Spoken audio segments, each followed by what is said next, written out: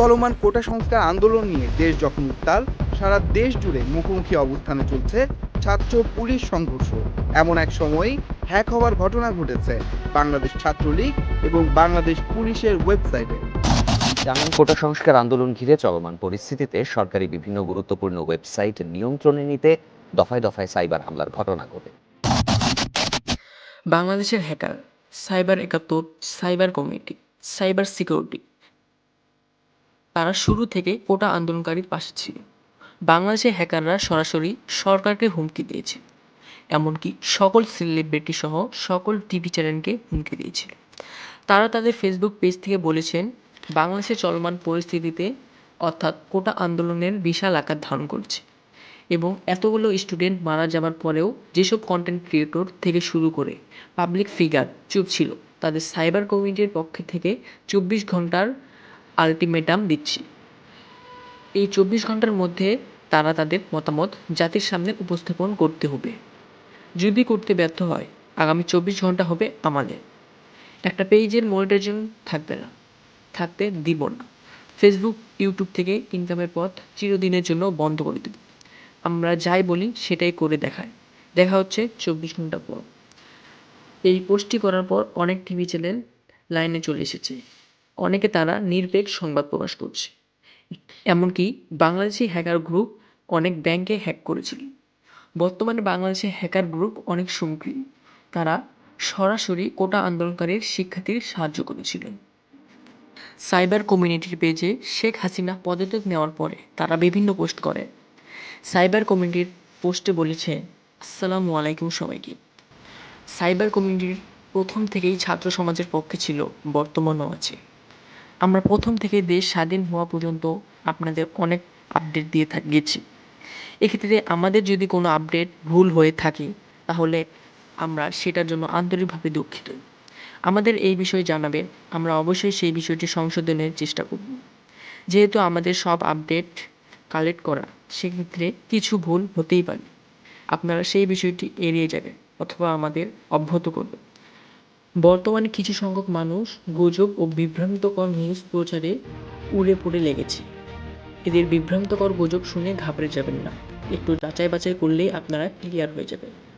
Cyber কমিউনিটির সাথে থাকার জন্য ধন্যবাদ। সাইবার কমিউনিটি কোনো লেনদেনের মাধ্যমে সাহায্য করে না। কোনো পেজ বা আইডিকে টাকা দিয়ে প্রতারণার শিকার হলে আমরা দায়ী থাকবো না। আমাদের অফিসিয়াল পেজ একটি, এছাড়া কোনো পেজ নেই। ধন্যবাদ সবাইকে। সাইবার কমিউনিটি থেকে আরও বলে, নগদ অ্যাকাউন্টে যাদের টাকা আছে তাড়াতাড়ি উইথড্র করে ফেলুন। নগদ বন্ধ হয়ে যাচ্ছে শীঘ্রই, কারণ নগদ ছিল সরকারি। কিন্তু আমার মতে নগদ না বন্ধ করে ভালো, কারণ বিকাশের চেয়ে কম ক্যাশ আউট চার্জ নিয়ে থাকে। এবং সাইবার কমিউনিটি পোস্টে করেছিল যে টাকার উপর কারোর ছবি চাই না, আগের টাকাই ফেরত চায়। ধন্যবাদ। এছাড়া সাইবার কমিউনিটি প্রবাসীদের উদ্দেশ্যে বলেন, প্রবাসী রেমিটেন্স যোদ্ধারা ভিআইপি সম্মানের সাথে এয়ারপোর্ট ব্যবহার নিষেধ করতে হবে। ওরা কিন্তু এই যুদ্ধের অংশ ছিল, ওদের ভুলে গেলে চলবে না, তারা আমাদের আসল যোদ্ধা।